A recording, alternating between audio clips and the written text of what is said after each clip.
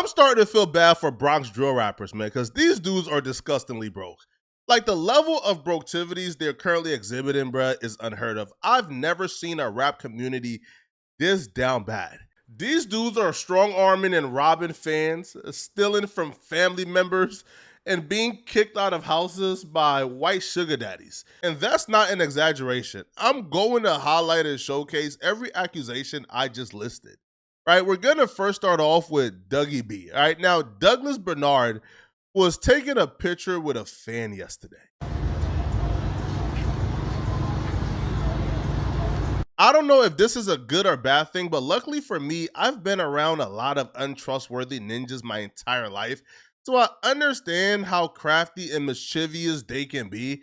So if I would have pulled out my stack and I would have seen the look in Dougie B eyes looking at my stack like a big juicy slob of steak, bruh, I would have already knew to put it away. I would have already knew what type timing he was on. And I definitely wouldn't have handed my stack to him to hold in a picture. You see, the fan made the mistake by not reading the room and not truly understanding, Brett, that his favorite drill rapper is like a broke junkie, right? So Dougie B apparently asked the fan to hold the money so he can take a picture with it too. And when he held the money, Dougie B and his homies came up with a pretty elaborate scheme on the spot. The fan were right. Yesterday, I was waiting for a cut when I seen Dougie B outside and asked him for a picture because I'm a diehard huge fan of him and his music.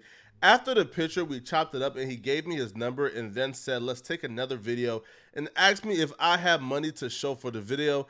I didn't think much of it because he's my favorite rapper. Right after the video was taken, his entire character changed and he snatched the money out my hand and threatened to boom me if I said or tried to do something. Coming from a big fan slash supporter of yours, this kind of behavior shocked me because that was all the money I had at that point, so I ended up not even getting a haircut and had no way of getting home. Dougie, I need that money, bro. I'm only 16 years old, so 1K is a lot to me right now.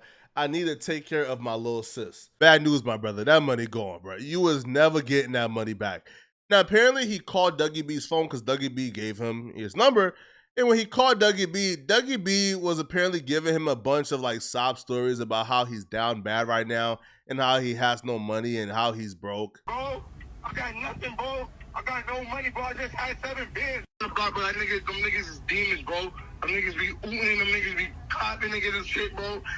After copping pleas over the phone and letting the fans know how broke he is and how he has no money and he's down bad, Douglas Bernard decided he was going to hop on the internet and pretty much call the fan crazy and says nothing happens and how 1K ain't nothing to him.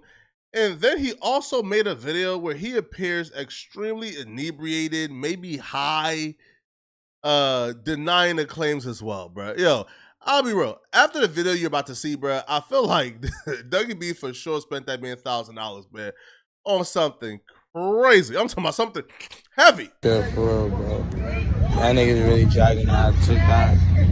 Like, you really know my body, I know my body. Niggas got money, niggas got dough.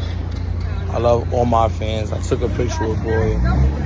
For me, I think all of this is dumb. Like, especially because if you are a content creator or a rapper or somebody who is in the business of pleasing an audience to monetize, it's probably in your best interest to maintain as much loyal fans and audiences that you can, right? So for Dougie B to sort of like throw away a ride or die hard super fan of his over $1,000, like you robbed that guy to make him not a fan of yours no more.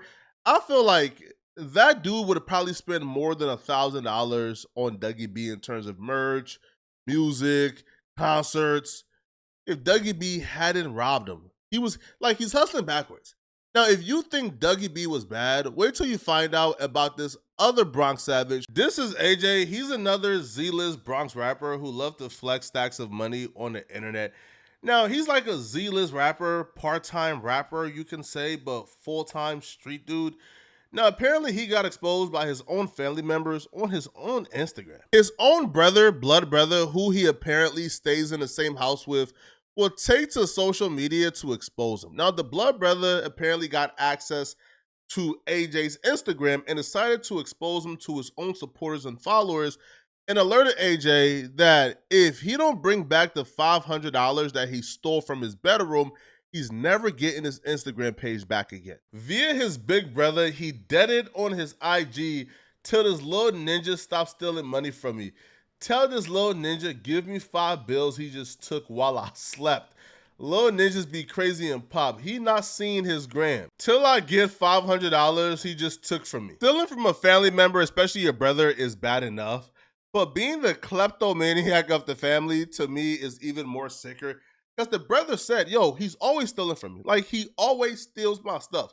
So you just have a sticky finger. Like, you're just a criminal. You're just a thief. You're just a kleptomaniac, right? So, and to me, being a thief in the family is probably worse than being a crackhead in the family, right? Because at least with crack, like, your decision making is impaired.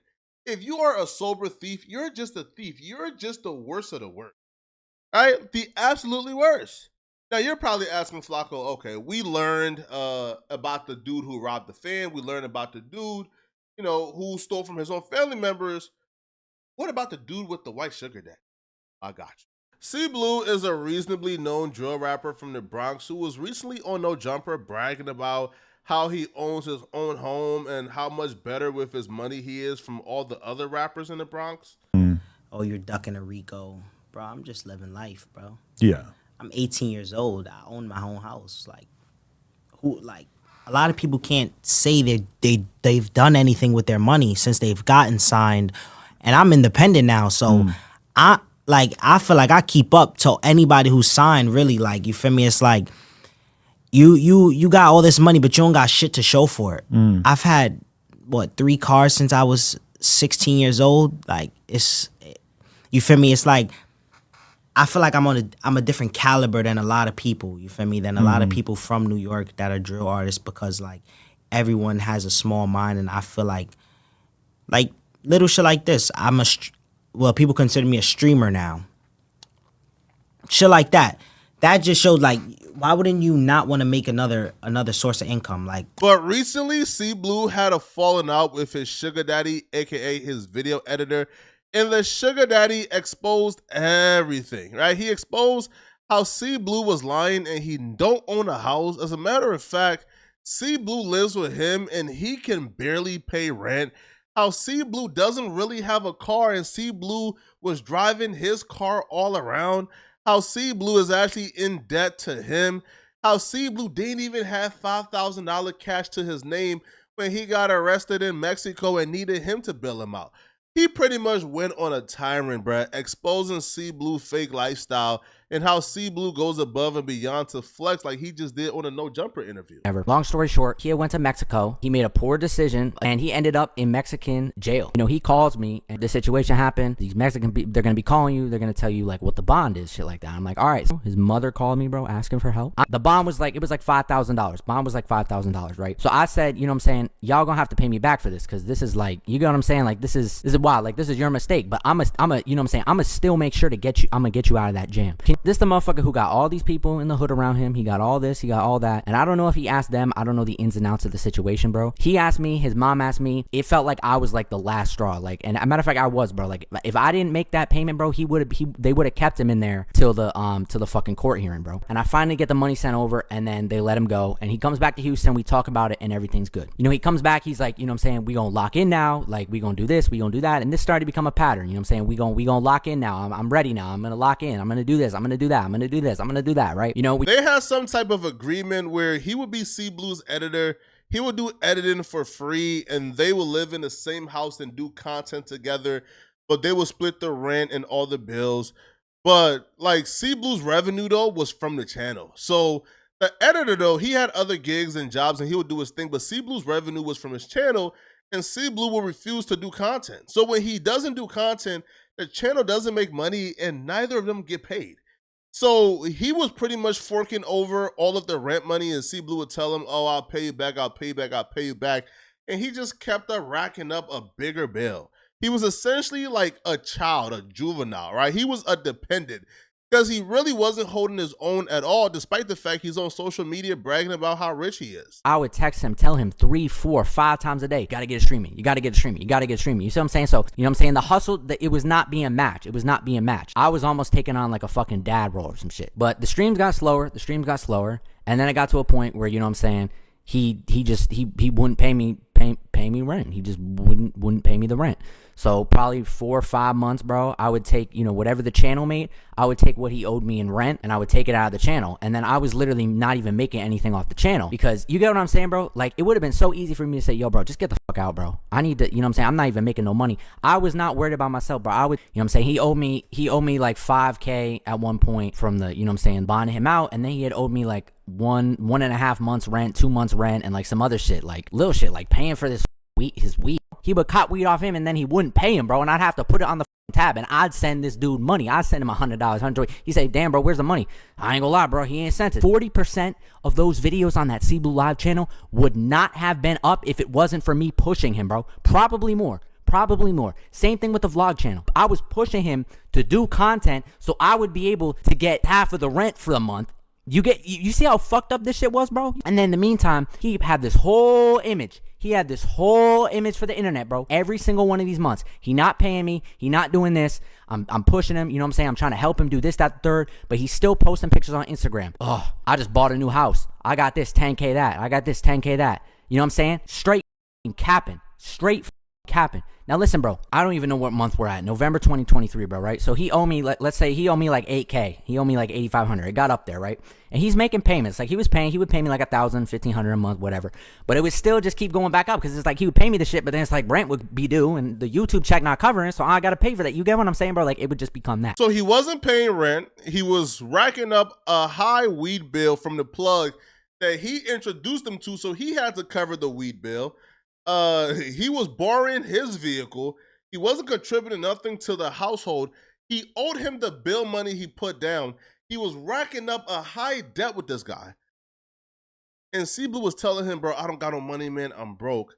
But as soon as C Blue got his jewelry confiscated for non-payment to the jeweler, C Blue all of a sudden was able to conjure up $15,000 to get his jewelry back. And that apparently pissed him off. Like, he was pissed. He's like, bruh, like, you're barely paying rent. You're not contributing to nothing. Where are you getting $15,000 from to get jewelry back? Bro, what's up with your priorities? There was a situation with this jeweler, bro. And he owed this jeweler probably like 3 times what he owed me, bro. Probably like $15,000, right, bro? Bro, I let this bro, pay all that money to get his jewelry back, and he paid that shit quick too. His jewelry back so he could go on Instagram and act a certain type of way, bro, while I sit here and have to take on more interest, more credit cards, more this, that, the third. I'm saying all this to say, I'm trying to tell y'all where the shit's got to now, right? He doesn't get paying me back. I got him out the jam. I got him out this, that, the third. He not looking over his shoulder no more, bro. Like, I'm paying this shit up front. He telling me, nah, bro, you know, I ain't gonna lie. I need to get this jewelry back. What type of real ass shit is that? That's fake real shit. You need to get this jewelry back so you can go on Instagram. You can post pictures of jewelry so you can get some bitches. If he's telling the truth, it looks like C Blue, like, is just dedicated to flexing for social media. He doesn't care if his real life is in Desiree. As long as social media thinks he's lit, C Blue is cool, which is probably why he lied about owning the house. Now, C Blue would respond back, and I'll be real, bro. C Blue's response is the epitome of disgustingly broke behavior. He doesn't really take accountability, doesn't really address anything. He essentially talks about nothing and flexes how much money he has, even though he just got exposed for faking for social media. Bro, I ain't never knock him for what he did, gang. I ain't gonna lie.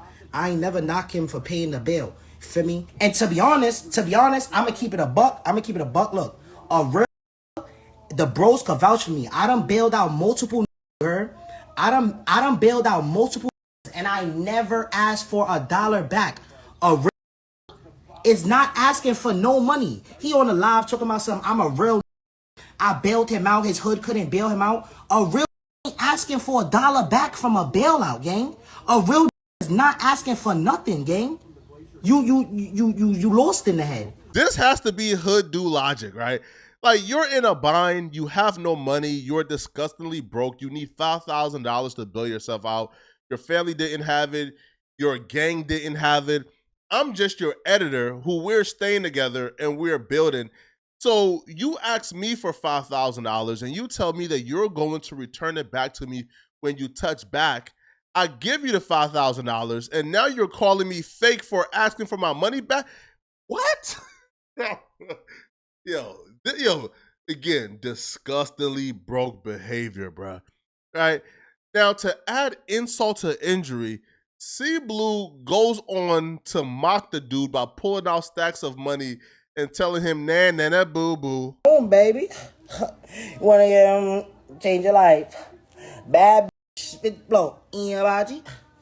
I got 10 missed calls. I heard Joey mad at me. Oh, I got 10 missed calls. I heard Joey mad at me. Oh, I got 10 missed calls. I heard Joey mad at me. Oh, Can you imagine somebody living in your home, owing you multiple months in rent, owing you thousands of dollars in in unpaid weed debt, owing you $5,000 for bail, owing you a lot of money, and then they leave your home, go back to where they are at, and then you see them posting thousands of dollars on social media, taunting you, laughing at you for having a good heart and letting them in and paying their bills. This is why you don't do nothing for people, bro. And this is why I don't associate myself, bro, with a certain category of ninjas, because I can't take it, bro. I'm good, bro. I already know what I'm dealing with, bro, so I just stay away from a certain category of ninjas. And ninjas like C Blue, you will never catch me around. This is trifling and disgusting. But also was also trifling and disgusting, man. This cloud chaser here tried to cancel Kendrick Lamar with fake accusations of botting and buying streams. Click on this video right here to see me debunk it. I'm gonna see you guys in this video, right? Out of here, folks. Peace.